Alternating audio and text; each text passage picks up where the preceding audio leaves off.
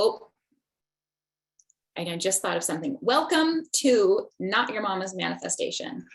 Not that your mama is necessarily bad at manifestation. She might be awesome at it, but there's a lot of BS crap out there about manifestation. So this class is all about busting some of those myths. And I just had a thought, which is that my internet is better on hotspot. So let's do that really fast so that we don't have to have a lag.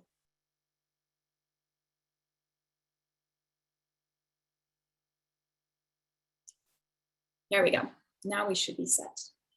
All right, welcome. We have a nice big group today. I'm excited to see you all. I'm going to tell you a little bit about me. Can I get a quick show of hands if you and I are brand new to each other? This is your first time doing stuff with me. Might be, hi, welcome. Welcome, welcome, welcome.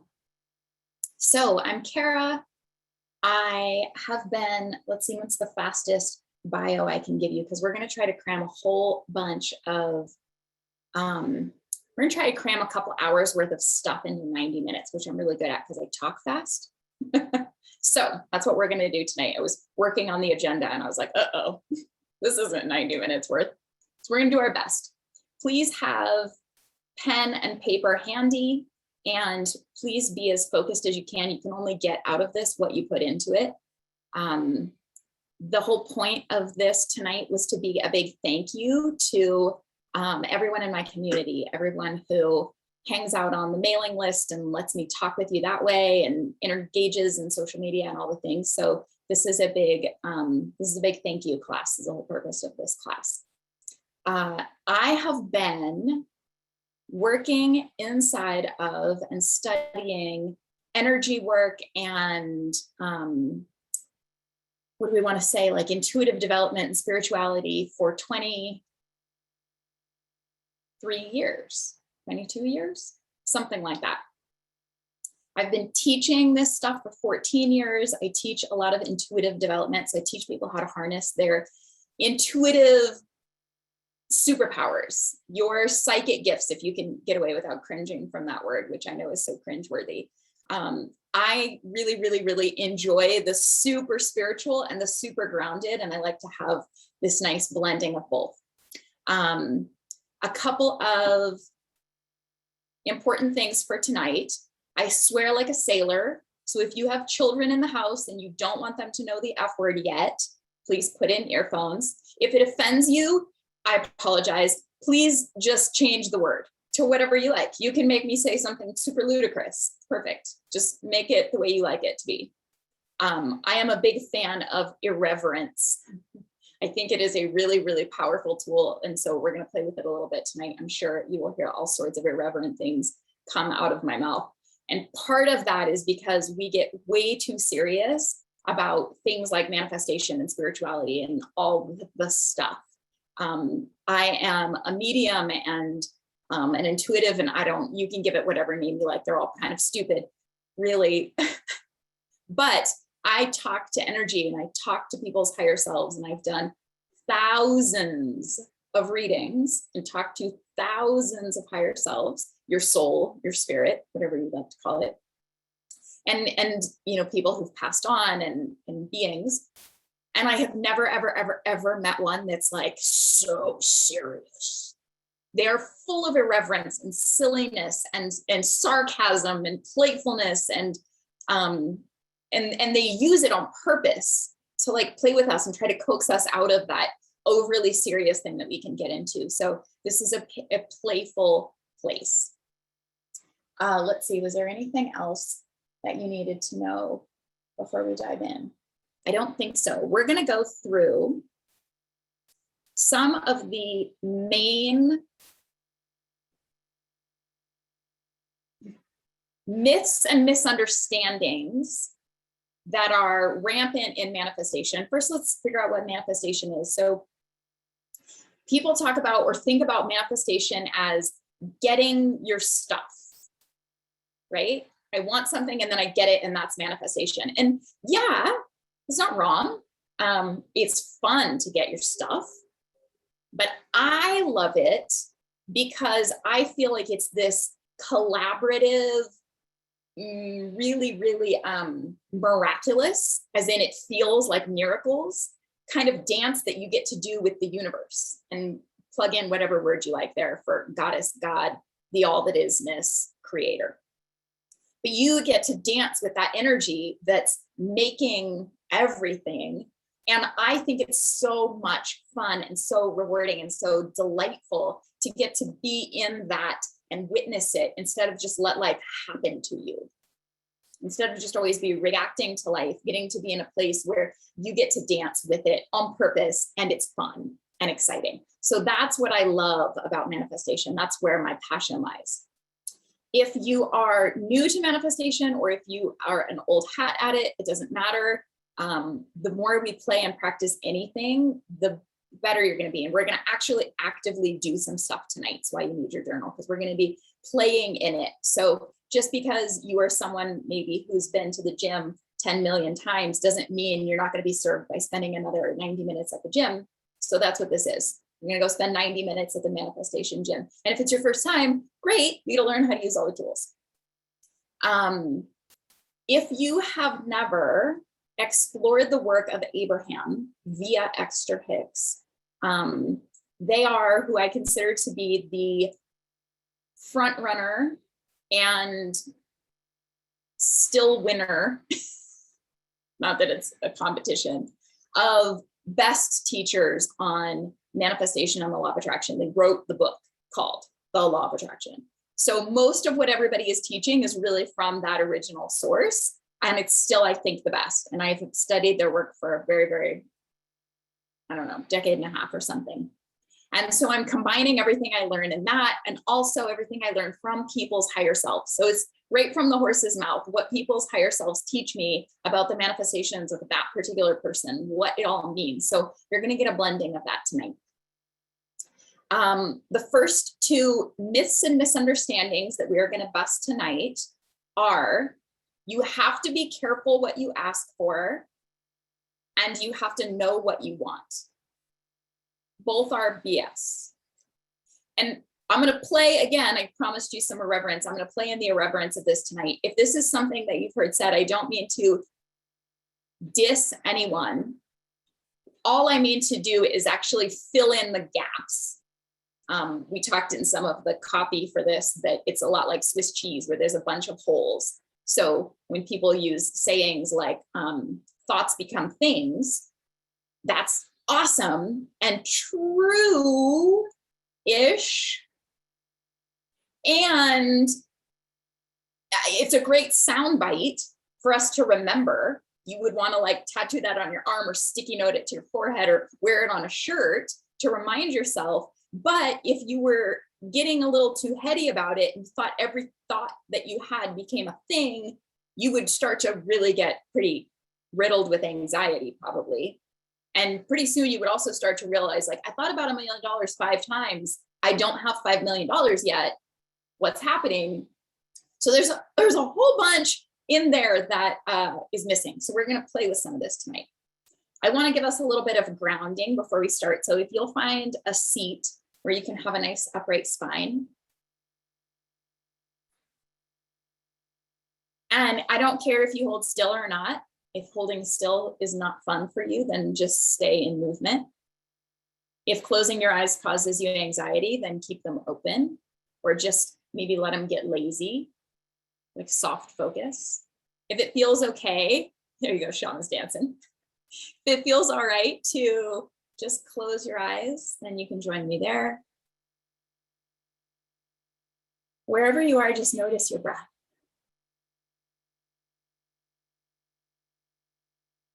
And give yourself that mental high five, cheering crowd, stadium roar, pat on the back that you actually carved out 90 minutes for yourself.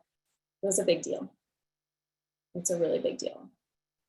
And even more so, you carved out 90 minutes for your desires. And the universe is listening. You just showed a lot of dedication to the things that you are desiring. And the universe and law of attraction can hear that. So this is powerful. Just you being here is powerful. It is a vote towards your heart's desires. Let your awareness come to your chest and just watch on the inside your breath. Imagine in your mind that you could witness the moving of air in and out of your lungs, the expansion of your chest, the beating of your beautiful heart.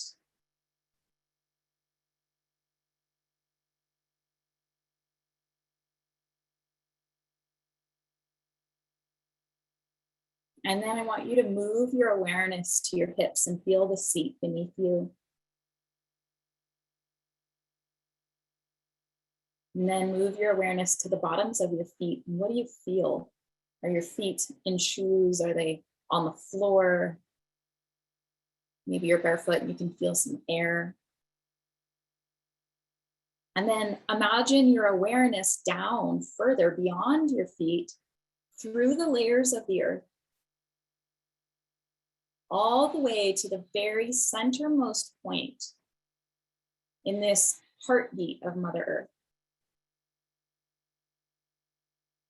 Imagine that beating heart begins to pump beautiful, loving energy all the way up to the bottoms of your feet, up into your legs. You could picture it like it was liquid golden light moving up your legs as if you were slurping it with a straw, just like a plant drinks in nourishment from the soil around the roots. You're drinking in this nourishing energy all the way up through your hips, through your torso, every cell in your body getting a nice drink. Let that energy rise to the top of your head, to your shoulders and your arms and your fingers. And just feel what it is to be connected in this moment to Mother Earth.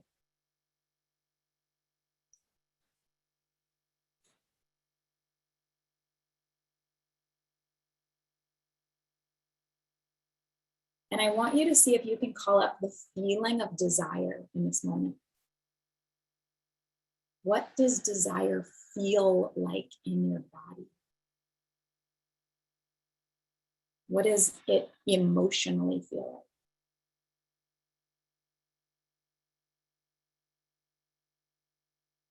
What does desire feel like when you're not sure how or if you're going to get the desire?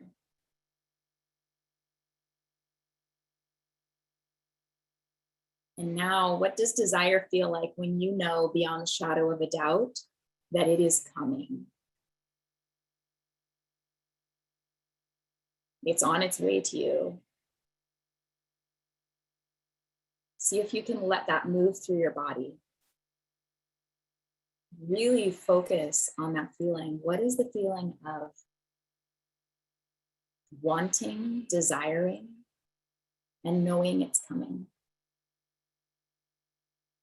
Maybe it feels like excitement, anticipation.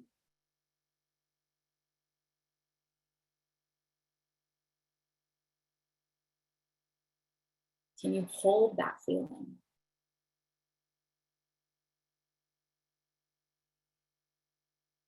Can you goose it up a bit? If it was at a 5%, can you take it to 6% intensity in your body? Can you feel it a little harder?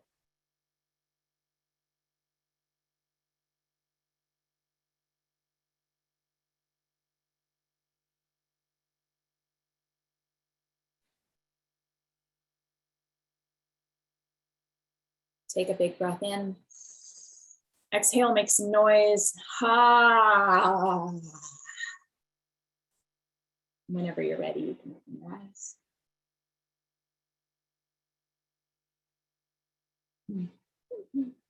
Congratulations. That was very good manifesting. Did you notice the difference in the feelings? Desire when you think it's coming feels different than desire when you're afraid it's not coming, yeah? Do you notice how maybe desire that you think isn't coming feels kind of constricted? Feels kind of a little choked or a little tight, a little, maybe there's a nervousness or a clenched feeling. Yeah. But desire when you think it's coming has an openness, a leaning in, gimme, gimme, gimme, gimme, right? It's that we talk about it like the kid at Christmas. You know it's coming. Your kid, you don't really understand calendars yet, but you know it's coming, or your birthday, or whatever thing was like fun and you knew was going to be the trip to Disneyland. Yeah, open-hearted. Yeah. So really, really, really, really, really powerful place to be for manifestation, just FYI, is in that open-hearted space. If you want to let something in, being open, good thing. If you want to let something in, being closed, harder. Ooh, sparkly, good word. Okay, our first exercise tonight. Grab your journals. I want you to write down some things you want. We really only need one to play with, but I want you to just write them down because they're fun.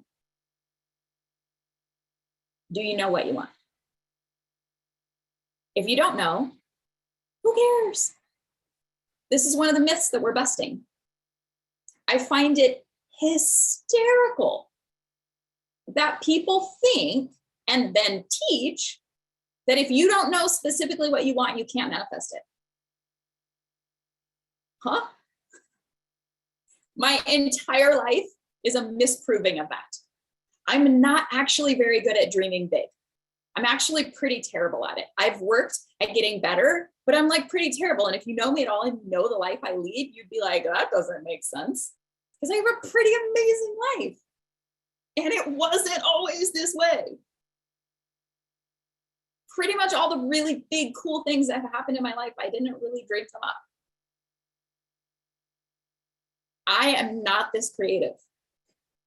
The universe is way more creative than me. So this idea that we have to know specifically is just hogwash. Okay? Because guess what? The universe, God, goddess, creation, pick your word, your higher self, spirit, soul, inner being, and the law of attraction, kind of like the law of gravity. Okay, so here you go. Would the law of gravity not know that you were actually 15 pounds heavier if you like lied on your driver's license? How many of us have the accurate weight on our driver's license? Like no one, right? Now maybe dudes, maybe they don't care, I don't know. But I don't know any women whose driver's licenses actually say their accurate weight. So is the law of gravity only responding to what you've written down on your driver's license? And sorry, it doesn't really care at all how much you say you weigh or whether or not you are shamefully racist right now. Yeah, whether or not you think you can float. Law of gravity is not like, oh, okay, let her go. She's floating. I mean, that would be really cool. In my dreams, for sure, that's a thing. So law of attraction is the same way. It's not responding to just the things you write down. It's responding to your vibration, the way that you feel, what's emanating from you. And to think that the all that isness, your higher self and law of attraction can't figure out what your heart desires is so dumb. But to think that you're going to understand all the things your heart desires is almost equally as dumb. You have a list eons long of things that you want. You don't even remember them. Some of them you wanted before you got into this life. And guess who knows all those? Your higher self, law of attraction, source. And guess who's orchestrating it all? Not you, thankfully. My life would be so little and lame if I was the one in charge of it. So I'm super grateful. So if you don't know what you want, pull something out of your ass. Get general with it, okay? If you're not sure, then how do you want to feel? What do you want it to look like? I'd like to be so happy that I skip down the street everywhere I go. That's the kind of happiness I want to have. Skipping down the street happiness like a little kid. Great. That's what you want to manifest. Write it down. All right. Now I want you to write down, and we only need one of the things on your list, but you can do this exercise while I'm chatting at you for all the things on your list. Why do you want it?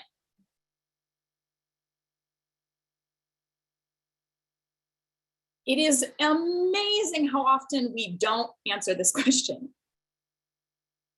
I want a girlfriend because I want a girlfriend. That's as far as we get. We don't question it. Why do you want it? And then once you have your first why for item number one, maybe one of your bigger things, now I want you to ask it again. Okay, I want it because then I'll have this status or safety or whatever. And now ask the question about that. Okay, why do I want safety? Okay, why do I want status? Okay, why do I want? Keep going until you like hit up against the wall.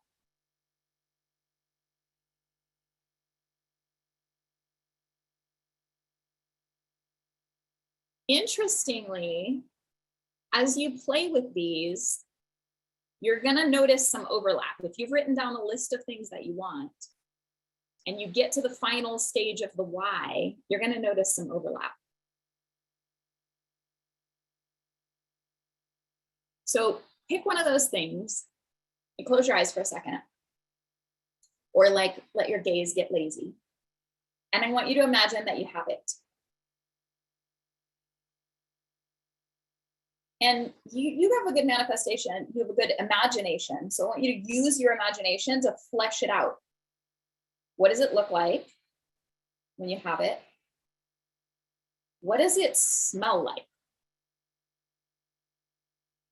If you want a boat, when you're out on your boat, can you smell the salt air? What does it sound like?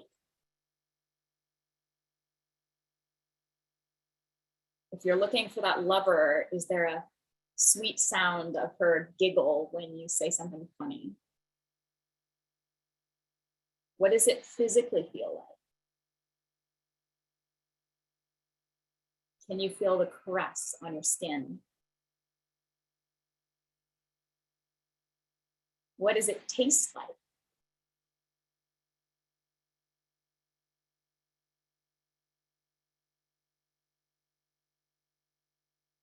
Now, what does it emotionally feel like? What's the emotion?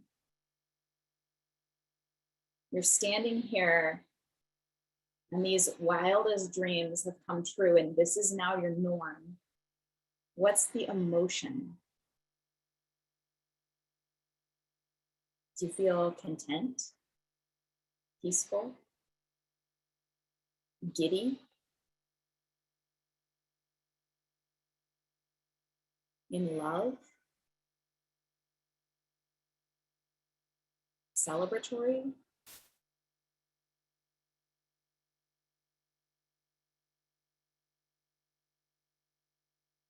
Once you've got your emotion, you can open your eyes and I want you to write it down. There might be many of them.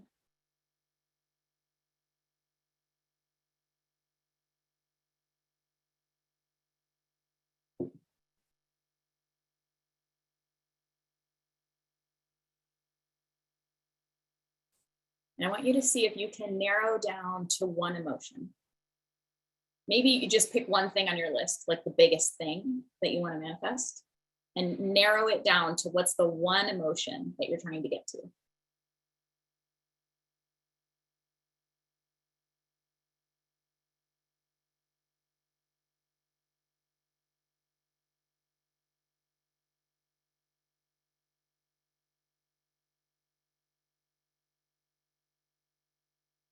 Now, start a new page because nothing matters except that emotion anymore. New page. Write it big across the top. What's the emotion? Now I want you to list 10 things that you can do to feel that emotion, totally separate from the manifestation, not waiting for it at all, right now in life, in the next week or month. Things you can do. If it's joy, what do you love? Going to the movies, dancing, singing, calling your friend. Get creative. You're smart. Use your big brain.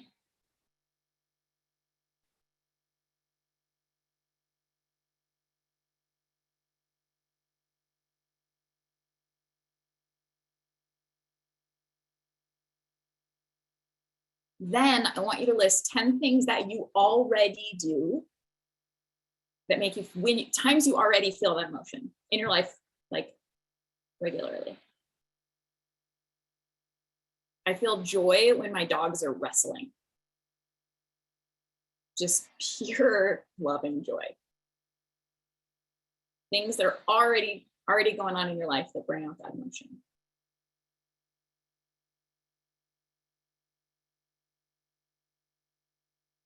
Keep working on your list.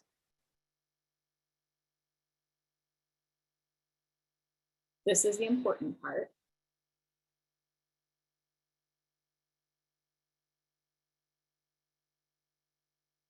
So here's why this is important. Because law of attraction doesn't care about what you just wrote down on your page. Like the law of gravity doesn't care about your driver's license. It cares about the vibration that you are emanating, and that's what it's responding to.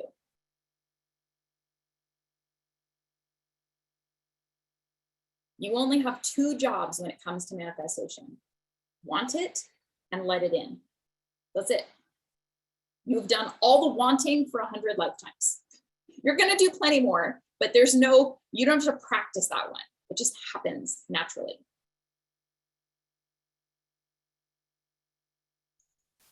The second one is letting it in. That's really your only job. The universe is doing all the rest of it. Now, how do you let it in? You have to be in vibrational match. So if you want something that's going to bring you huge amounts of joy, like you want a new puppy, and you have wanted a new puppy for 10 years, and you live in a building where you can't have puppies, and your partner's allergic, and you travel, and I don't know, every other reason why you can't have a puppy. And you want one so bad, and having a puppy would make you feel childlike exuberance, like just bouncing out of your skin exuberance. And there is 0 in your life that makes you feel that way. 0. It's hard to be an exact vibrational match to let that in. It doesn't mean the law of attraction can't get it to you, because it is really, really, really tricky. Law of attraction, getting our stuff to us, is kind of like you trying to give a pill to your cat. Pins us down and like crams it down our throat, like pets our throat, right? A lot of times that's how we get our stuff, and it's comical. We have to go through like, we really back ourselves into a corner. We do it the hard way a lot. And it's not wrong, it's okay. It will find a way to get to you, most of it. But if you want to let it in gentler, easier, faster, just get on the same wavelength. So what would make you feel so much exuberant joy? What if you went to the park and just swing on the swings? What if you start going to the pound and playing with actual puppies? What could you do to start bringing about those feelings? So now you have a list. Hopefully you have 10 things or maybe more. 10 things that you could do. Start doing those. And 10 things that already happened. So, okay, Cara, but those are already happening. What do I need to do with them? Savor it. We are so quick draw, lightning fast, one emotion to the next when they're positive emotions. The last time something really good happened to you, how long did you celebrate for? We're like, yeah, that's awesome. What's for dinner? We have the most ADD when it comes to positive emotions. But last time something really pissed you off, how long were you pissed off for? For a long time. We have that ability because we've been working the complaining muscle to take an emotion and drag it out. That's what I want you to do with the good ones. Distract yourself when you're cranky. It's okay. Have a tantrum and then move on. But for the good ones, savor it. We did it at the beginning of this class already. You practiced it. That good feeling. And then I said, now hang out there for a second. And you probably had to kind of work at it because your brain was like, but what's for dinner? Because your brain's bored in the happy stuff. It's not as dramatic. It's not like reality TV. I mean, would you watch a show where people were just like, you're awesome, and hugged each other the whole show? You'd be like, oh, this is so cute. Okay, got it. No, but if they're like, your baby daddy, no, your baby daddy, you're watching that all night. Our brains love it. So drag out, savor the good stuff. When it happens, notice it, slap a gold star, give yourself a high five. Oh my gosh, I did it. I just felt exuberance. Did anybody see that? That was awesome. I want to tell Cara. I'm so proud. And then can I keep doing it? Can I stay in it 3 seconds longer? Can I just, yeah, play with it. It seems simple, but I promise you, it's like turning your life into a slip and slide to let all the good stuff in. So do you want to get your good stuff with like the cat pill method or like a slip and slide whooshing into your life? It's more fun this way. You get splashed, but it's more fun, usually. All right. Myth number 2 that we're going to bust. Let me make sure we got everything from those ones. Yes. Okay. You have to be specific and you have to focus on it. I love when I hear this. It cracks me up. Write it out 100 times a day. First off, who has ever actually done that? Like one person in a class of 200 has actually stuck to writing their desire 100 times a day. I never did. I took plenty of classes where they were like, write out your desire 100 times a day. I'm freaking busy. I got reality TV to watch or something. Dinner's cooking, okay? But beyond that, why? The universe didn't hear it the first time? The whole reason, let me tell you why it works. To be specific and focus on your desires. And sometimes it does, but only sometimes. The reason that it works is because some of your desires, if you were to focus on them, you feel good, and then you can let them in. If you have a desire that focusing on it feels angsty or painful or like lack, we did it at the beginning, right? What does desire feel like when you're afraid you're not going to get it? Not so great. What does it feel like when you think it's coming? Feels like Christmas. So if the focusing on the desire feels like Christmas, do it all the time. Why wouldn't you? If you want to get married and laying in bed every morning and every night and visualizing your badass dress and like walking down the aisle on your horse, which was my dream. April knows. She's heard this story since we were little kids. I'm going to get married and go down the aisle on my horse. No, not going to happen. But this is a great fantasy and it brought me lots of joy. And if it brings you lots of joy, think about it all day, every day. But for a lot of our desires, it brings up angst.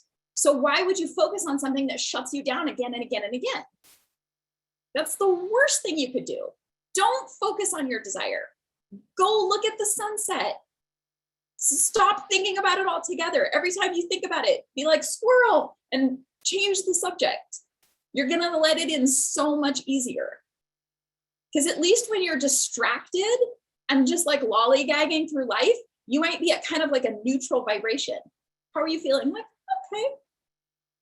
Way easier to let good stuff in from a like, place than from like, nothing's coming.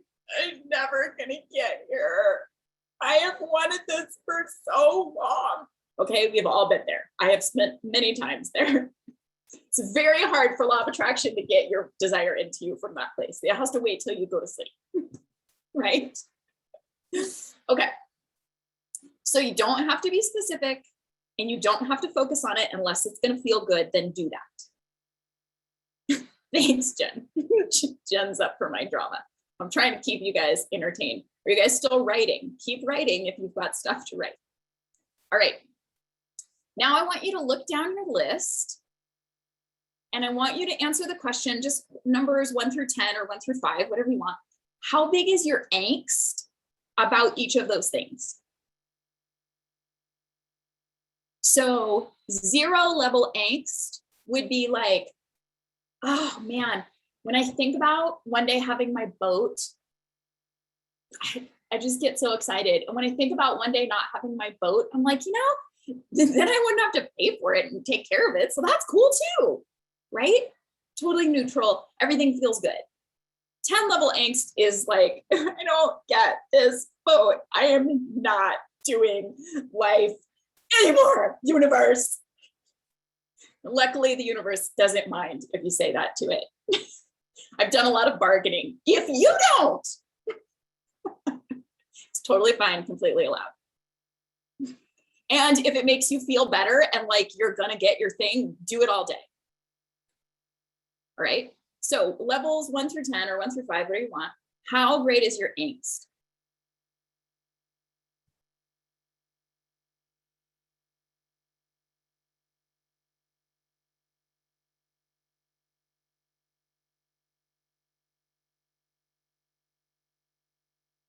How great is your angst?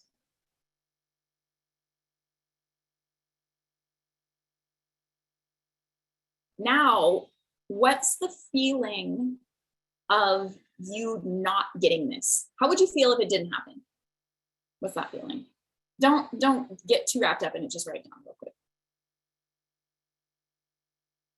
Disappointed, unfulfilled, devastated.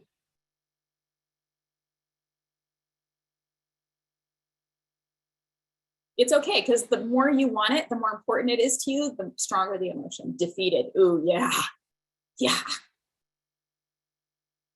Now write down, so you got those, write down those feelings. If I don't get these things, down your list. Now write the opposite of that feeling. What's the opposite of defeated?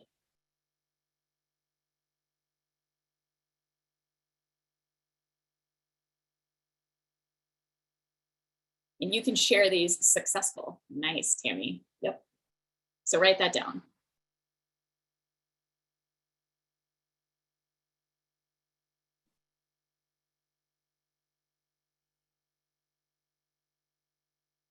Yeah.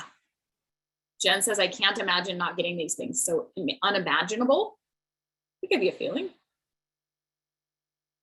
So maybe the getting of them feels like certainty, truth, knowingness, fate. Figure out the word that feels yummy to you. Ooh, free and calm, confident. Ugh, free and calm. How yummy is that?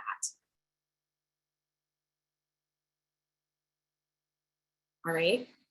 Blissful. Yeah. So now you've got more emotions to try to bring about. When you feel the motion of not getting a thing, that's a really good time to distract yourself. Would you like some chocolate, Cara? Yeah. Let's go. What can you do? Get off the subject. Ooh, it will feel like I have arrived. Love, connection, clarity, vibrant, certainty, peaceful, blissful. Okay, these are so good.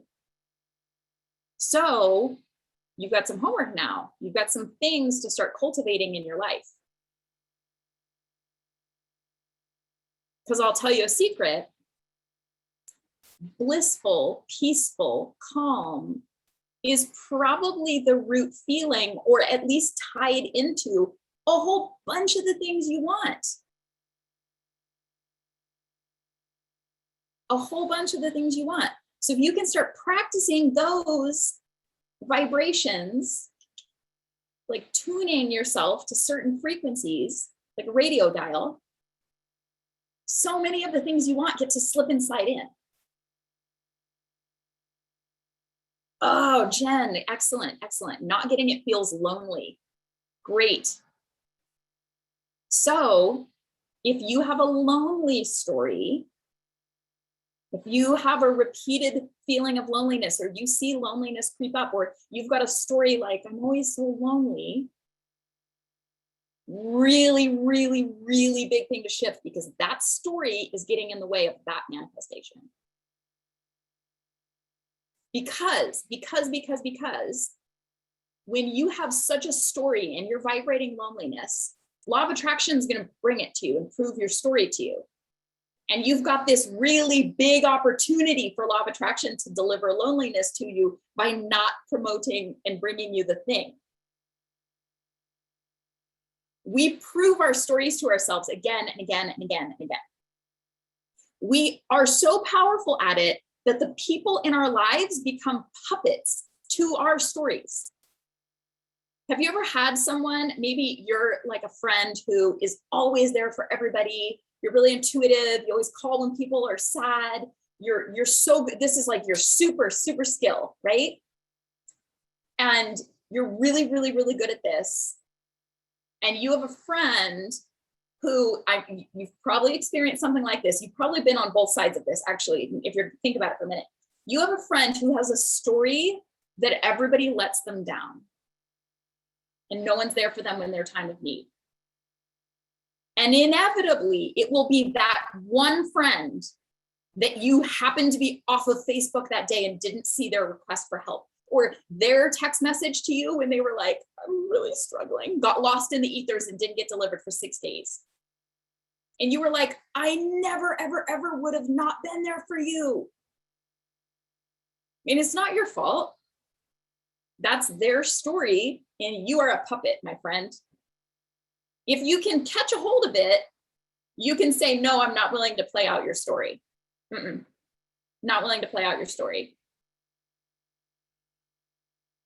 But we do this on both sides all the time, all the time, all the time. Okay.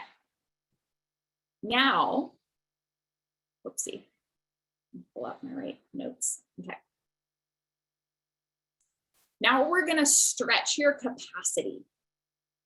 Stretch your capacity. Abraham calls this the what if game. So if you are pretty angsty, find something on your list you're pretty angsty about.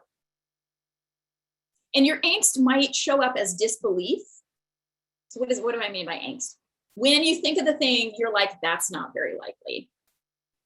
I want to own a 50-acre villa in Italy, and I'm 3 months behind on my rent on this studio. That's not very likely, Cara. Great. That's your, pick that one to play with. Okay. We'll use that one as our example. If you feel like it, you could share what are the more angsty ones? What are the more angsty desires? Type them in the chat. Everybody's got them. So you don't get to win the like, I'm the worst manifestor award. That one doesn't exist, by the way. Sorry. For having the most angst of something. It just means you really, really want it. You don't really believe it. That's all. It's all the things. And usually at the early stages of our manifestation, or the way late stages, we've wanted this for a long time, or we're in the early stages of wanting it. Okay. So some of the angsty things we've got are partnership, living by the sea, buying a house. Okay. So we're going to play with, let's play with our villa in Italy.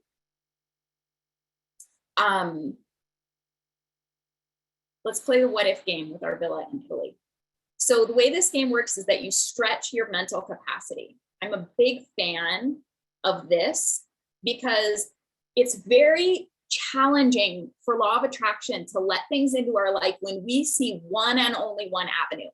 We're so narrow-minded. Like you've seen, they put those blinders on horses. Humans are like this. Like we see one way things can happen. Guess how infinite this effing universe is. Infinite, infinite, infinite, infinite. How many ways do you think it can find to do something? A trillion, gajillion, billion, I don't know. An infinite number of ways. And when we're so pinched off like this, it's only this one way that it can only happen. We just make it really hard to let stuff in because we got a really narrow sliver here. The universe is going to try to slide that through. So I like to stretch the capacity, okay? So you want your villa in Italy. Right now, you can't pay your rent. What if you had a phone call tomorrow and you had a rich aunt you never met before because there was like some falling out in your family that you never heard. And so nobody talked about her because she was like crazy and wealthy and like cuckoo, and everyone was mad at her for some reason. But she knew you existed and she just died and left you $4 billion. What you gonna do with that? You're gonna call me up and be like, Cara, how do I get up to speed with my manifestation? Oh shit. Which is a whole nother class, but it really is another class. Getting up to speed with the things you've already manifested is kind of challenging. I have to do it a lot in my life. Oh God, I created something. Am I worthy of this? How do I let it in? It's here.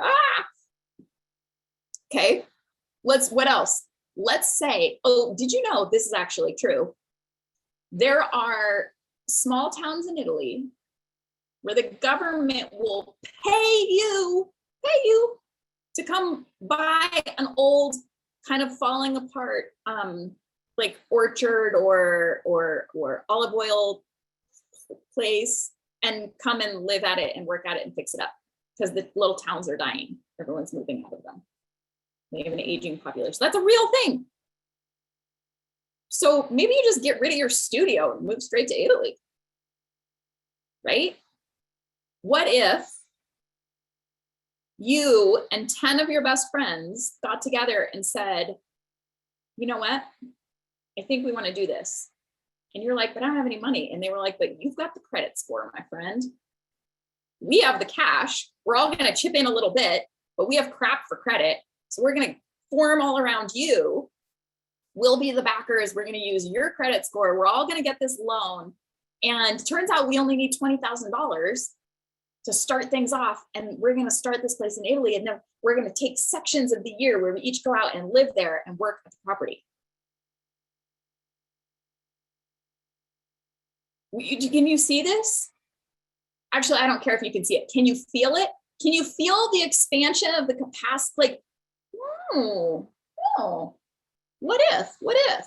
Let's go back to our puppy. Okay, you wanted the puppy. You live in a building that doesn't allow pets. And your partner is allergic. And you travel all the time. And then one day someone's like, you know, they make hypoallergenic dogs. And you're like, what's that? Oh, it's a dog that no one's allergic to. It has hair instead of fur. There's no dander. Really? Yeah. Did you know you can travel with a pet?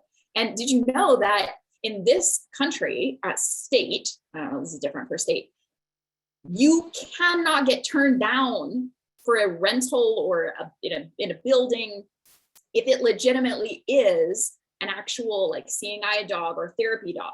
And you're like, no way, because my therapist has been talking to me about getting a dog for my anxiety for forever. That's part of why I wanted one so bad. Yeah.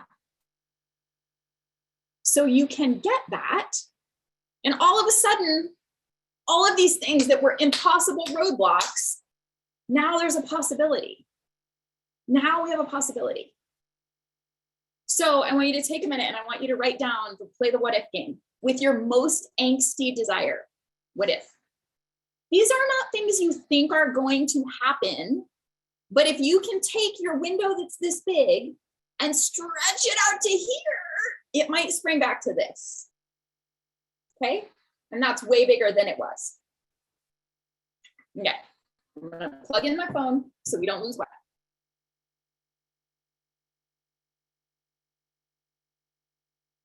Okay. So write down some what ifs for me. You can put them in the chat if you want to.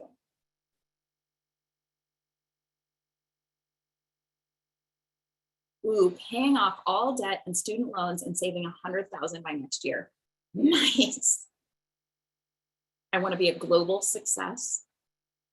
property in Nova Scotia, second home in the mountains out west. Oh yeah, Jen said that you can, in Italy, you can pay $1 for a house, but you have to fix it up. Deal, right? Maybe you're living in your studio, but you're super handy, or you always wanted to learn DIY.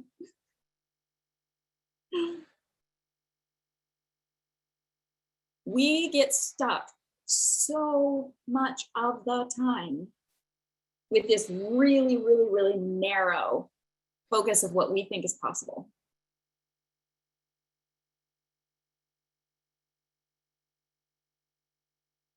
I've been watching this happen in my own life, and I'm not going to take the time to tell you the story because it's a long story, but it's an amazing story, and we're waiting to see how it ends anyway. But I have been watching as our higher selves, I don't know, like if you could imagine you were trying to help with a little kid and they were walking and you were trying to like get them to go the right direction, but they're just sort of stumbling around like little drunk people. And so that's us, my fiance and I. And then our higher selves are like, oh, put up a little thing here. And then we smack into it and we're like, oh, can't go that way. So we turn a little bit and then we smack into something else. And we're just very lovingly playing bumper all along as the universe is guiding us towards all this stuff. Because we were like, man, we're ready to move back to Hawaii. How are we going to do that? I know, we're just going to sell this place and we'll rent something. Uh-oh, there's no places to rent there. Oh, and if there were, they cost way too much money. Oh, and you can't find a place with pets. Oh, angst, angst, angst. Huh. I guess, what if we rented out this house and we use that to pay that rent? Oh, we can afford way more rent there. Now we're walking through this, and this has gone from, it's just ludicrous. It's ludicrous to me. I have watched the universe make us, oh, my math's not very good. 10 times, is that right? 10 times more abundant, 10 times more abundant, monetarily abundant in the last couple of months without changing our circumstance at all. Zero. Nothing in our circumstance has changed. And we're looking down the pipe of, wait a minute, we could own 2 homes instead of selling this one and renting. We could, oh my gosh, look at, and the universe is like, here's a door, here's a door, here's a door, here's a door, here's a door. You're thinking too small, sweetheart. You're thinking too small. And now all of a sudden I'm sitting in this position of like, uh-oh, I have to hurry up and get up to speed with my desire because it's about to fall in my lap and I don't know that I think I'm worthy. Which is a pretty fun and scary and exciting place to be. This game is one of my favorites. Stretch your capacity and be as ludicrous about it as you can. What if?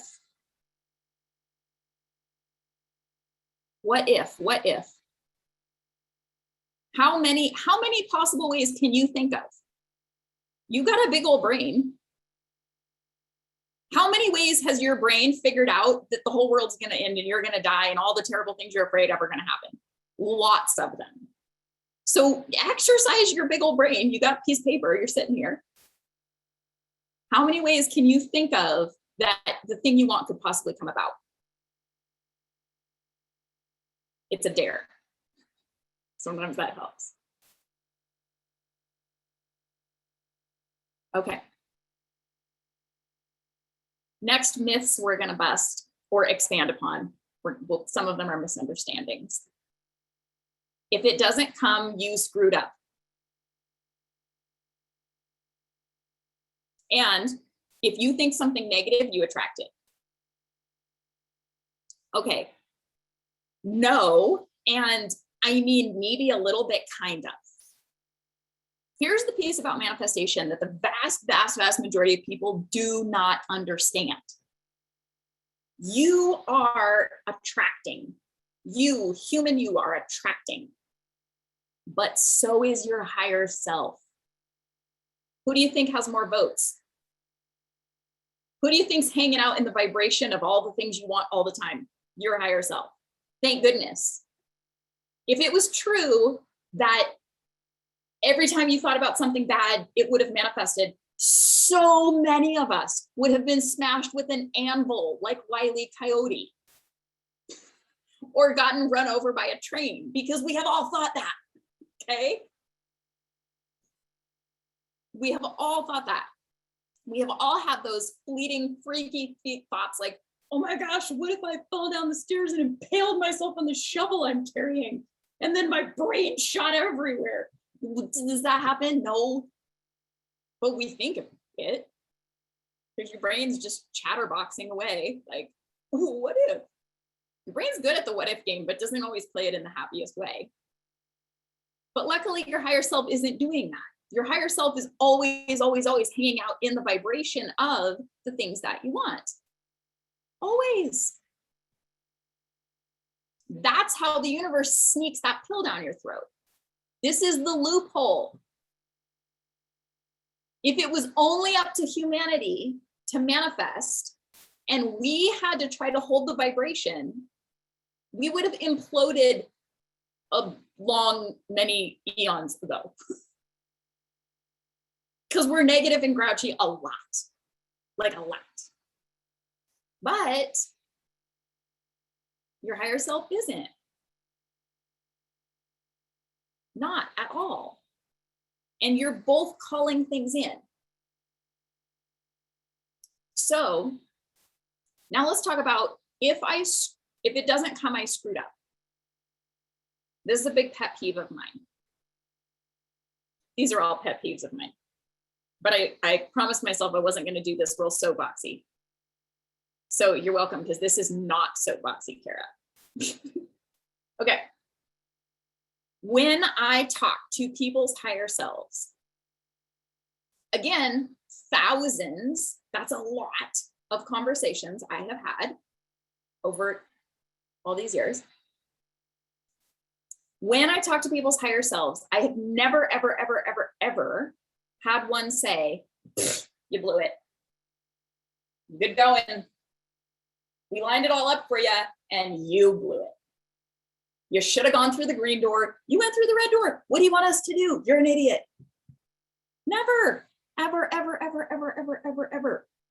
When I talk to people's higher selves and I ask them about horrible, awful things that have happened in people's lives, and not everybody wants to hear this, their higher self is like, wasn't it wonderful? And I'm like, okay. Well, they're crying about that horrible thing that happened. Oh no, it was the most amazing thing. Did you see how they learned to love themselves? Wasn't it wonderful? Wasn't it beautiful how then when they really felt in that deepest, darkest place, then they gave up and then they connected to source? It was amazing. What if the wonderful, terrible thing just happened and all of the good stuff hasn't happened from it yet? What's your higher self saying now? Oh my gosh, wait till you see what's coming. Oh, it's so beautiful. They're going to learn all these things and it's going to connect them to all the people they've ever dreamed of and the whole new community and all the stuff.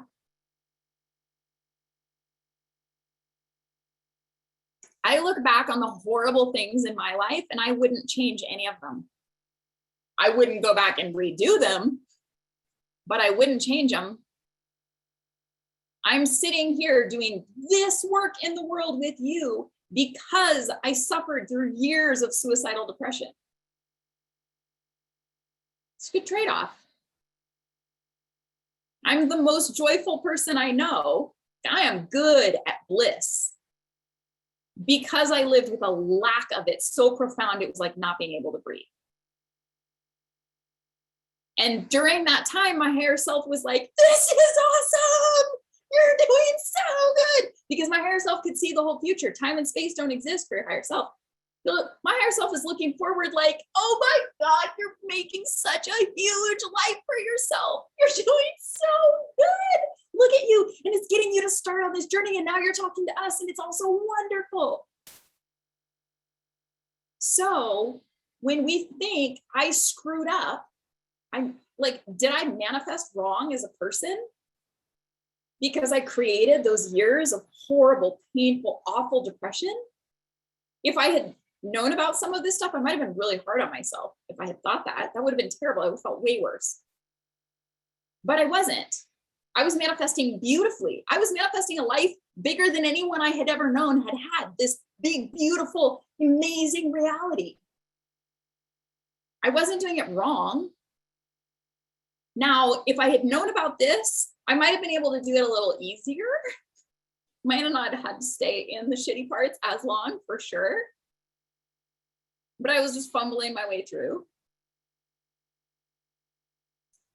How often, when you look in hindsight, that beautiful 2020 hindsight, are you grateful for the crappy things?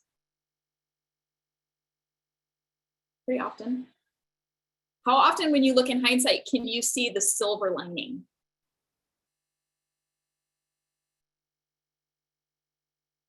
Yeah. You know what the silver lining is, right? When there's a cloud in front of the sun and the sun shining behind the cloud, it forms that little silver line. It's so messed up, I think, because when we talk about silver linings, we act like it's a small little bit of good thing that comes with a big old heap of shit. Oh, that terrible thing happened, but, well, I guess the silver lining is I didn't have to go to work today.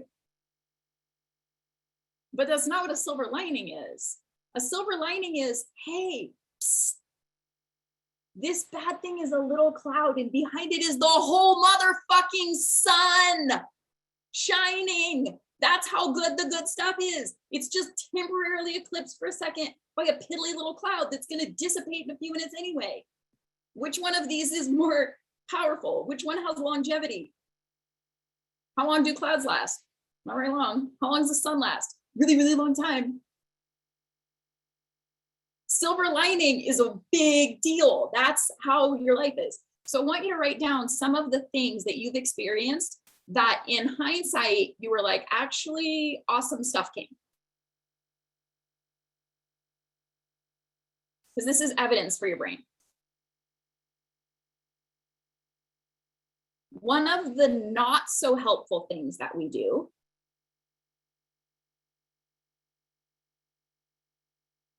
is that we beat ourselves up when we think we didn't manifest what we wanted. We didn't get what we wanted. It isn't coming, or it did, like the thing didn't happen the way I wanted. I wanted that job and they called and said I didn't get it. And now I'm disappointed and I'm beating myself up.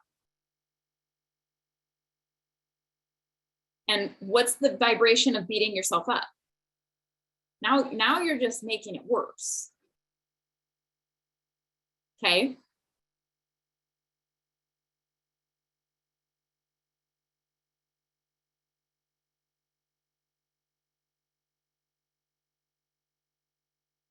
So you've got some proof, probably, that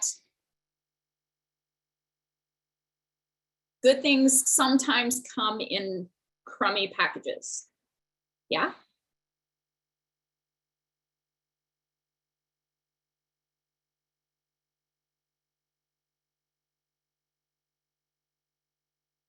Shama, do you care if I tell the car story? Is that all right? I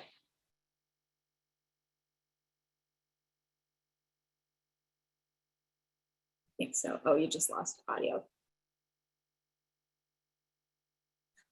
That's interesting. Okay. I'm going to tell the car story. I know you won't mind. The car story, the story of your car. So,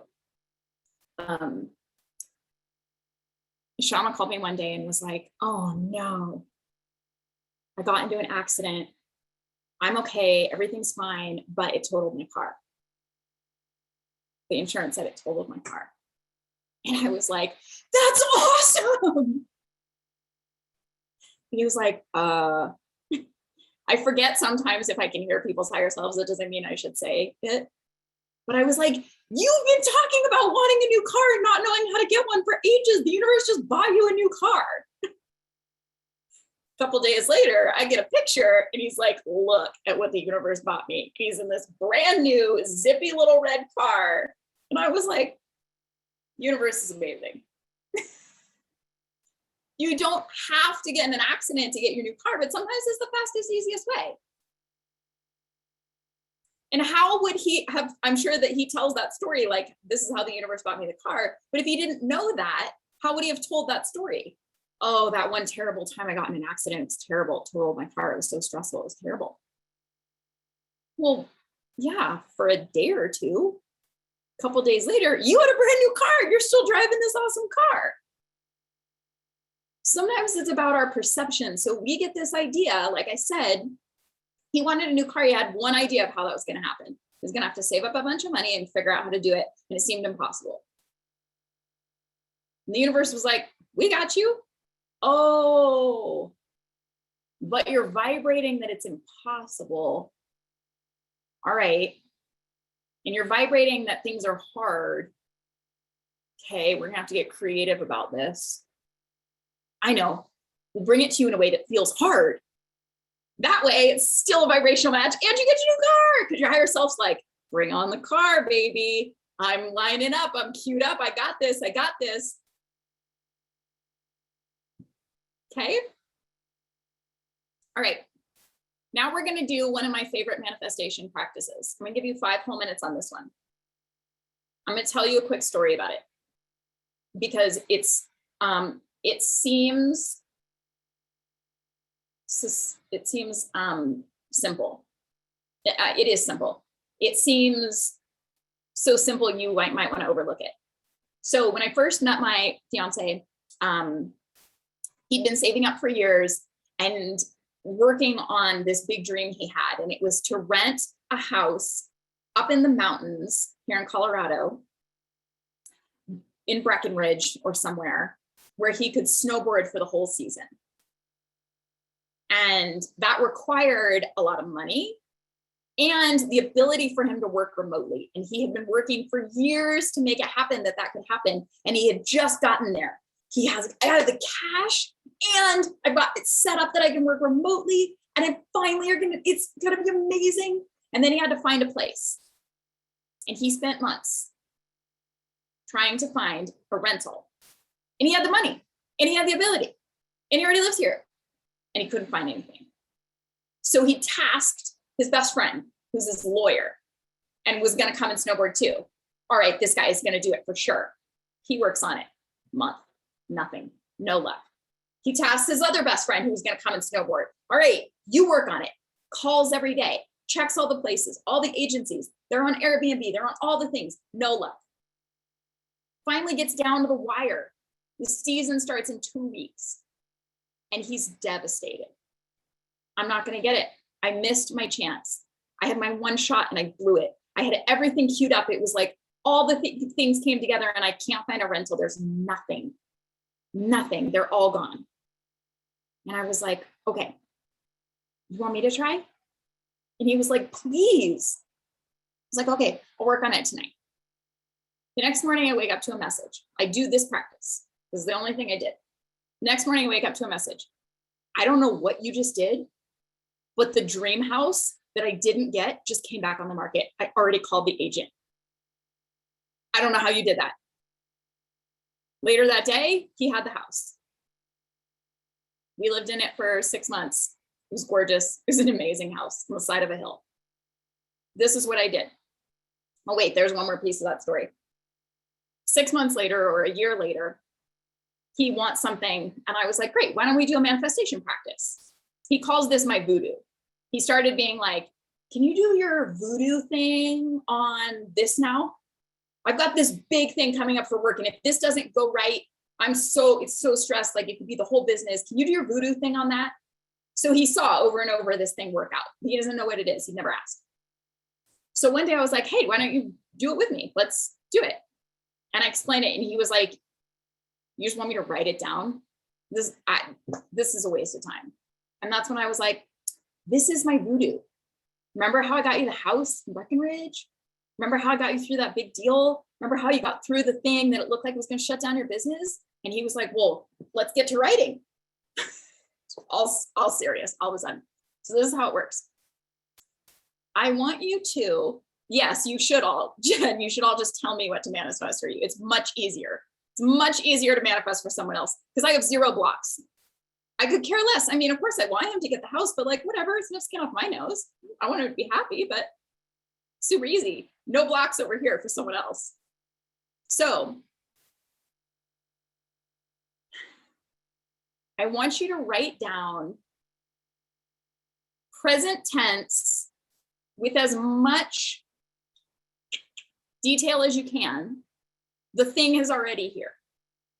You can write it like a journal entry in the future once it's happened. Fill in all the detail, and the detail doesn't matter.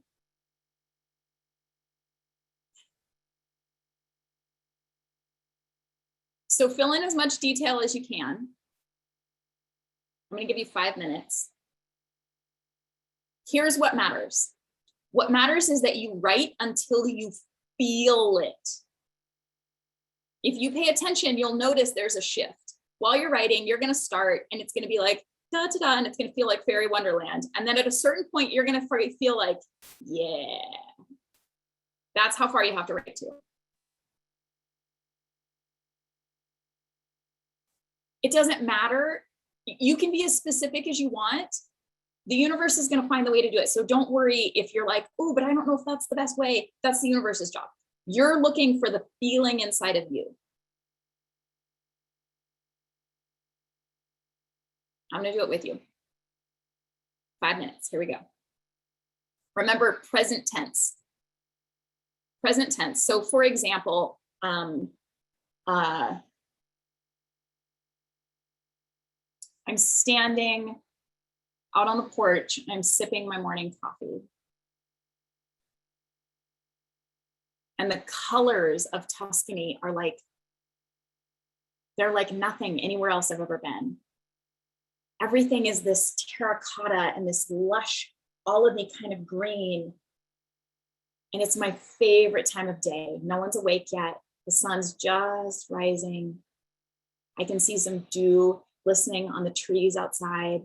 And I'm sipping my coffee. And I think like, I'm here. At least once a week, I have that feeling. I'm here. We're doing this. The new kitchen just got installed. And I didn't think I was a very good cook, but it turns out I just never been cooking with good ingredients.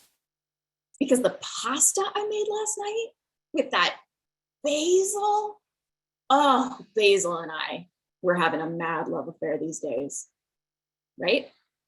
That's what I want you to write. All right, off you go.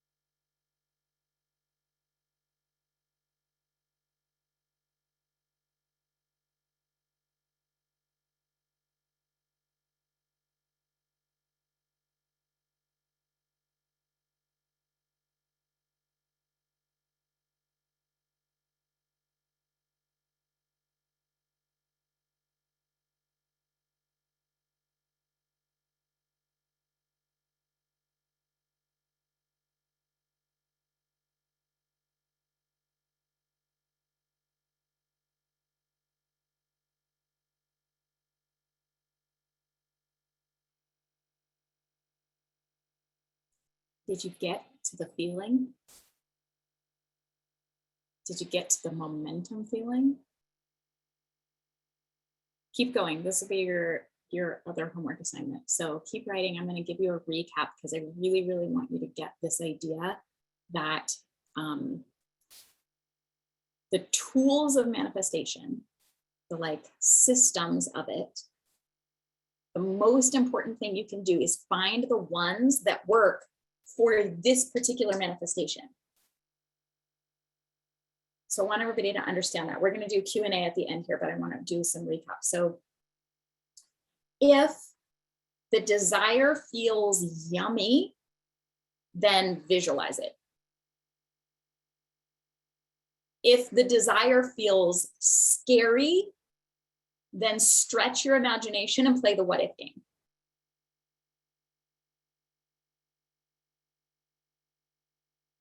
If the desire feels angsty, I don't know how it's going to happen. I'm so mad it's not happening. One of those, distract yourself from it.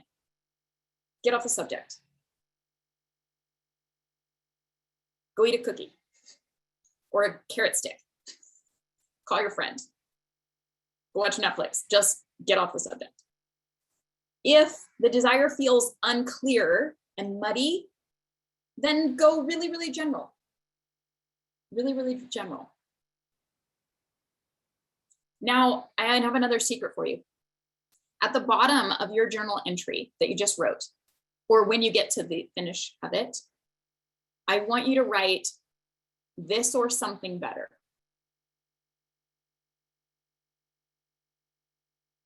This or something better.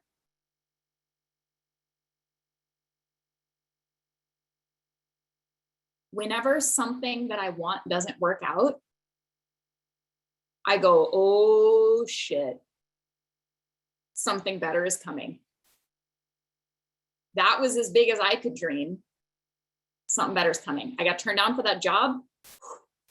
Oh man, I can't wait to see what the universe has got. That relationship didn't work out. Dang, I thought that was a really great partner. It's going to be interesting to see how much better the one the universe picked out is. Every single time it's true. This or something better. The importance of writing this down is not that you're giving the universe permission to bring you something better. The universe is always going to bring you something better. If Shauna had been trying to buy a car and had gotten approved for like a $5,000 car loan and whatever, like was trying to sell the old car, but it was only worth a few thousand. It was like, oh, I really hope I get this car. It's such a good deal. And didn't get it. The universe was like, we have this brand new zippy red one queued up for you. Why would you want that old Pinto?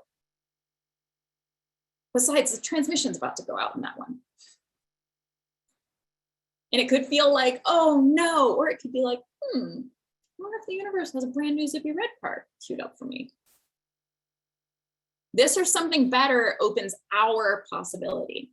Just makes it easier for the universe to bring it into us. Okay. My higher self gave me a whole program for you on manifestation. We were going to work on it for 3 months. It was going to be a whole thing. And then it turned out that my higher self was really just making me practice resting and saying no to things. So that's not happening. Sorry. Too much happening in my life right now. Too much going on. It was a good practice for me. And let me tell you, it was very uncomfortable to not do it, especially when it came in and it was so cool and so exciting. So here's the workaround we came up with. Because what we didn't get to today is how to clear the blocks, how to clear the stories and the things that are in the way of us letting the manifestation in, the worthiness, the I believe, bad things happen to me, all that stuff. That's a whole nother deal. So we're going to work for the next few months on manifestation in the Playful Spirit Circle, which is a subscription that I have. So if you're already in there, great, just show up to the calls. If you're not, we do 2 calls a month. It's $47 a month. It's made to be very accessible. Let me see if I can give you the link if you want to be part of it, or you can find it on the website. So for those of you who want to keep going with this, you've got plenty to work on now. So you don't need to, but if you want some more accountability and a place to keep playing with this and keep working on your manifestations, you can join us in there. We're going to do some healing and clearing some blocks and how to figure out what the blocks really are that are getting in the way. Okay. Let's do, yes, you're so welcome. Let's do questions. Anybody got a question? You can type it in the chat, or you can do the little put your hand up thingy, Bob, and I can unmute you.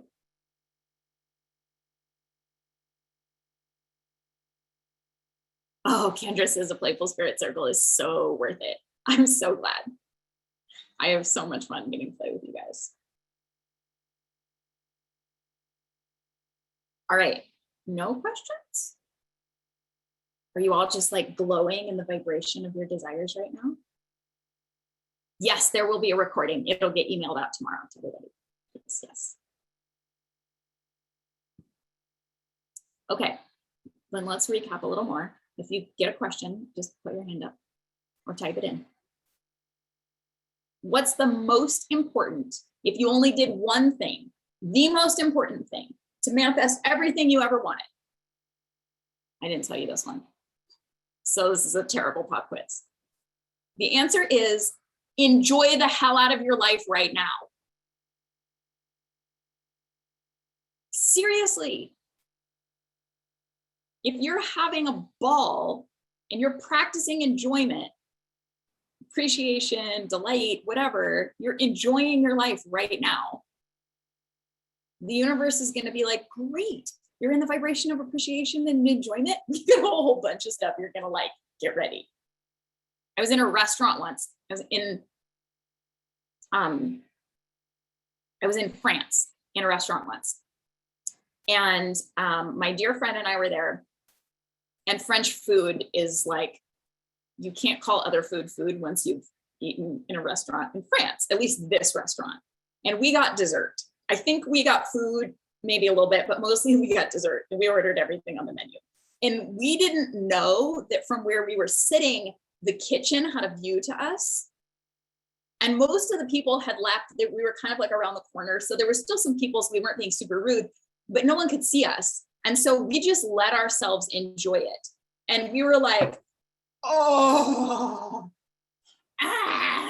this is amazing. And we were passing them back and forth, and we were eating with these tiny little spoons. So every little thing was like, oh my God. And we were together, and we were in France, and it was a dream come true. And the whole thing was amazing. We didn't know that the entire kitchen staff had queued up to watch us eat this food, because they were having such a good time watching these two crazy Americans. But also, this is the food they made, and someone was enjoying it to this level. That's the universe. The universe is all queued up, excited. You're excited about something. Do you think the kitchen wanted to make us more food? Damn right they did. They were like, oh, we should bring them this. Oh, they would love, have they ever, I bet they never had this. Put a little extra that on it, right? Yes.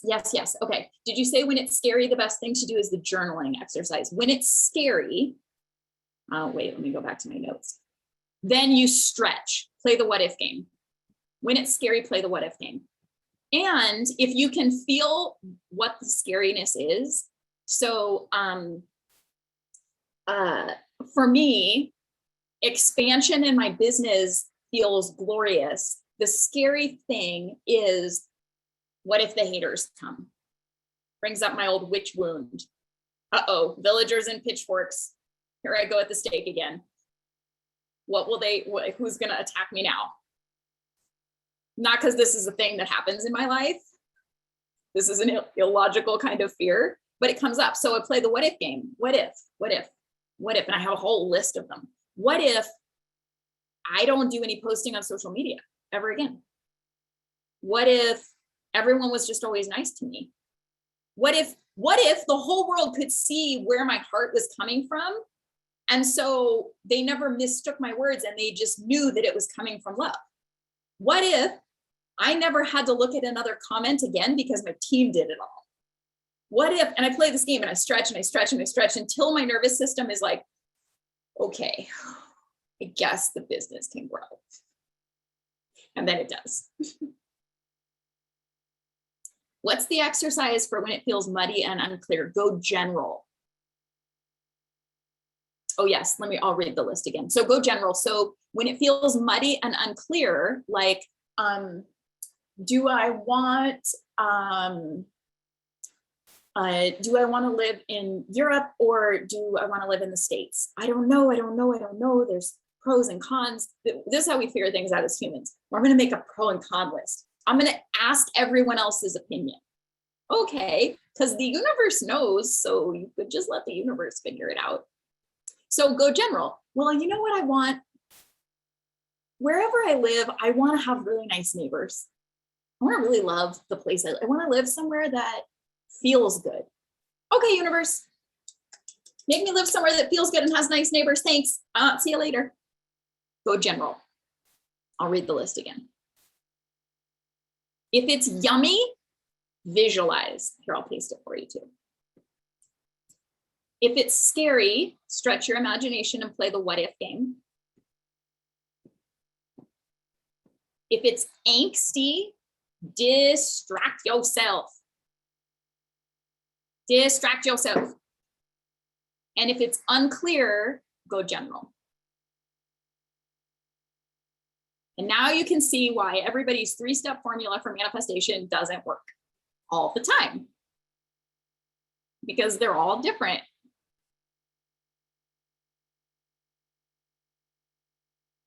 Okay, Shama, you had a question, or did we hit it already? No, I don't think we did, and I lost my connection again. I think I need to reset my router, but I can't do that now, or I won't be back before the session's over. So yeah, I have a question. I have a medical thing coming up. I don't know if I told you yet. Okay. Did I No, tell you not about yet. it? No. I don't. Okay, so it's a little uncomfortable, but I'm going to go ahead and share it with the group. I have to go for a biopsy for my prostate. It's all scheduled September 10th. It's kind of a big deal. It requires a certain amount of attention on my part because there's things I have to do to prepare for the procedure. Sure. You know, and so on.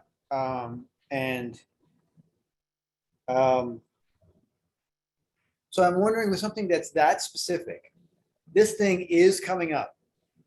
We have to do this thing. And I want it to turn out, obviously, to be benign. Yeah. And there's a part of me that's convinced that it is benign. You know, my father had a similar condition. He never had cancer.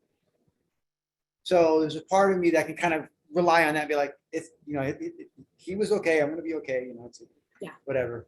But of course, there's some concern and some angst. Perfect. As well. So how do we handle? One of the things I came up with was we're not checking to see if there is cancer. We are verifying that this is benign. And I'm sticking to that. But still, what other suggestions do you have? Okay, this is so good. Thank you. This is a really good question. It brings up something I forgot to touch on. So thank you all for hanging out for a few extra minutes. I'm going to take you off the mic just so we don't get feedback if that starts to echo. Okay. So for something like this, a couple things. Number one, write out the way that you want it to be, of course, and how great it's going to be. Okay. But even more so, also, Shama, you've done Master Your Magic now several times. So go in there and have a chat with your body. I've talked to lots of bodies of people with cancer, and we want to say like my body messed up or screwed up, or I screwed up or something. And when I talk to people's bodies, their bodies are like, look what we did. Isn't it great? We took all your negative emotion and worry and all the stuff that you couldn't process, and we just put it in this little corner. Good, like, right? Good job, right? Or bodies will be like, isn't this wonderful? Look what we did. You wanted to create this. And so your higher self needed some help. And so we jumped right in to make all these things happen. Like your body's only ever helping, only ever always, I promise. So I sprained my ankle 2 days ago. Again. This is the second time in a month. The first time I was like, all right, okay, rest more. I get it. This time I was like, even more rest. And my body was like, yeah, look, now you don't even have to work out. You were still making yourself work out. You were kind of resting, but like now even more so, just gotta put your foot up. And I'm not an ankle sprainer. That's not my normal thing. So here's what you do. Your higher self is never, okay, this is the piece that I wanted to include. When we think about manifestation, humans, we do it totally linear and we do it one thing at a time. One thing at a time. You want this outcome. So you assume that the option is to go from A to B. But your higher self, law of attraction, the universe, are manifesting like 250,000 things for you at the same time. So they're like, great. So Shoma wanted to live a long time. So we're going to need for him to get really healthy, wanted to feel better in his body and have more energy. So cool. So there's a certain diet that aligns with that. And he really wants to meet this person. And then he wants to have this new passion. And he wants to be more grounded and present. So you've got all these desires. And the universe is putting these all together. And then figuring out what's the fastest way to do all those things. And it is never a straight line from A to B. It's this crazy zigzag all around the place. And then by the time you get over here, you've touched on 4,700 different desires and you've worked on creating all these different things. So regardless of the outcome of the biopsy, I agree with you. I don't think it's going to be an issue, but regardless of the outcome, all that's happening is the universe is bringing you more and more and more of the things that you want in some creative way. That's it. That's what's happening. So if you could get into your head, all right, this or something better. And what I'm asking for is a negative biopsy because I want to feel healthy and safe and whatever the emotions are, right? Because I want to feel those things. And if I get a biopsy that comes back cancer, somehow that is or something better. And at that point, you're like, wow, universe, okay. Show me, right? Now you're Jerry Maguire. Show me the money. Wait, it was Cuba Gooding Jr. who said that, right? I forget. Thank you. Yeah. So the universe becomes your Jerry Maguire and you're like, show it to me, baby. And if you can get into that place and settle in a little bit, the angst level goes down. Guess what's easier to come in? All the things you wanted. The universe is bringing you all the stuff you want. Sometimes in a backwards way, and you don't want to have to get it like the cat. Trying to give a cat a pill is horrible, guys. Don't do it. Manifest healthy cats or something. So, yes, manifest that everything is fine. And remember that the universe is for something bettering. When I went through divorce, which I did not want, I sat back and I said to the universe, and I was pretty sassy about it because I was really hurting. Well, your plan must be really fucking good because this was awesome where I was. And this sucks. And for you to blow that apart, you must have a plan that's way better. And my higher self was like, oh girl, just wait. And now I wake up every day and I'm like, thank you for divorce. Thank you for blowing up my life. This is so much better. I love it every day. I have a friend who calls cancer the blessing diagnosis because it changed her whole life in the best possible way. And when people tell her, I have cancer, she says, congratulations. For real. Jen said, and when the weird stuff happens, congratulate the universe for its creativity. Yes. Is this the surrender part? Oh, that's a good question, Karen. So, yes. And surrender can be challenging. Usually how we surrender is we back ourselves into a corner so hard that there's no other choice. Right? We back up, we back up, we back up, we back up, we back up, we back up. Finally, we're like, white flag. I surrender. And that's okay. It works. It totally works. Totally works. When we surrender, what happens is our narrow view does this because we finally let go of it. Use that great phrase, let go and let God. Like, let God do God's job. Stop doing God's, get your muddy paws off of it. It's not your job. Your only job in manifestation is to let it in. That's it. Stop trying to make it happen. This doesn't mean you don't do any action. Follow the action that feels inspired, but we're all trying to make it happen way too hard. And usually too fast. Usually too fast. Our timelines are real stupid, usually. Because we think we're ready for stuff we're not ready for. We think that the universe isn't doing this crazy zigzag all over the place, hitting all the things we want.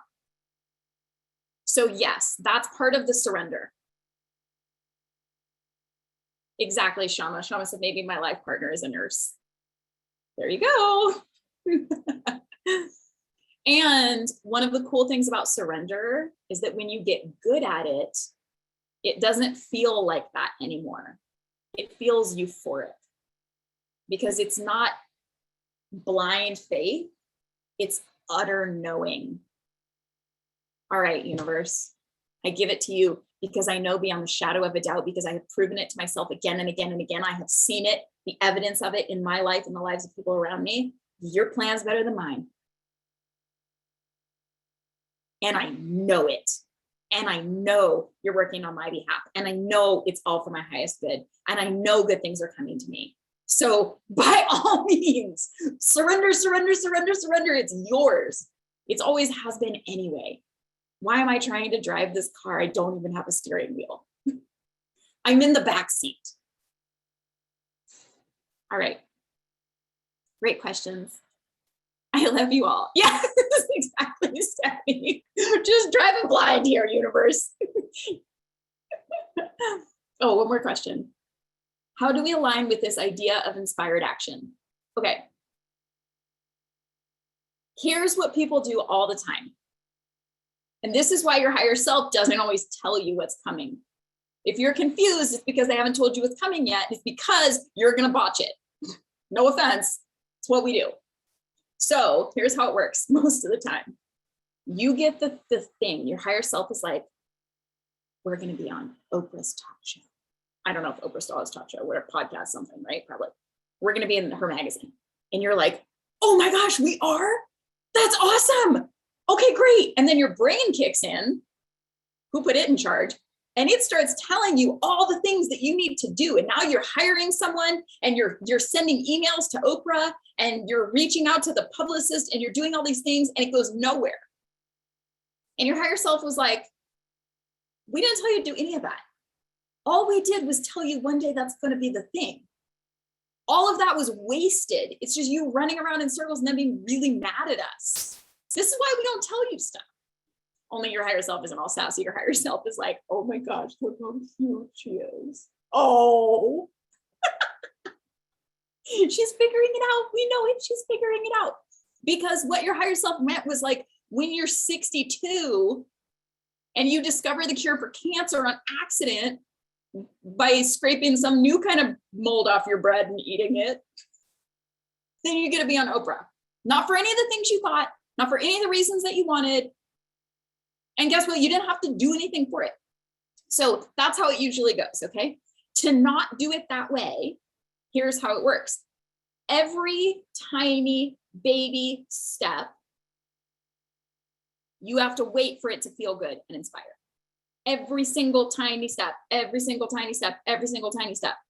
You can't run off half-cocked. I mean, you can. We do it all the time. You're totally allowed. But if you want to act from inspired action, wait till it feels good. And how do you get it to feel good? You get into alignment. I have this cool saying, it's on the wall in my other room. It says, self-care first, and then everything becomes an inspired action. And I said that on some call one time, and this awesome friend of mine heard it. I didn't even hear it. And she wrote it down, and it looks like superhero, like a comic book. She wrote it out like a comic book. It's great. So when you take care of yourself, you help bring yourself into alignment. When you're in alignment, you're much more likely to hear, feel, see, sense, get the hit of the inspired action, and then you do it. So more time in self-care, less time in wasted actions. Does that make sense? Okay. Awesome. This is why we can't have nice things, because I can't surrender.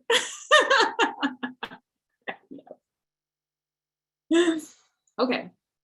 Thank you all for playing. This was so much fun. You'll have the recording. If you have any friends who you think want to see this, if they go, you can send them the link to sign up where you signed up. If they put their email in, then they'll get the recording also. And it'll be active. Like, we won't take it down. It'll be up, so you can revisit it. All right, darlings, so much love. I'll see you over in the Playful Spirit Circle, those of you who are in there. If you have other questions and things, you can send them and we'll work on them in there. Good night or day, wherever you are. Thank you.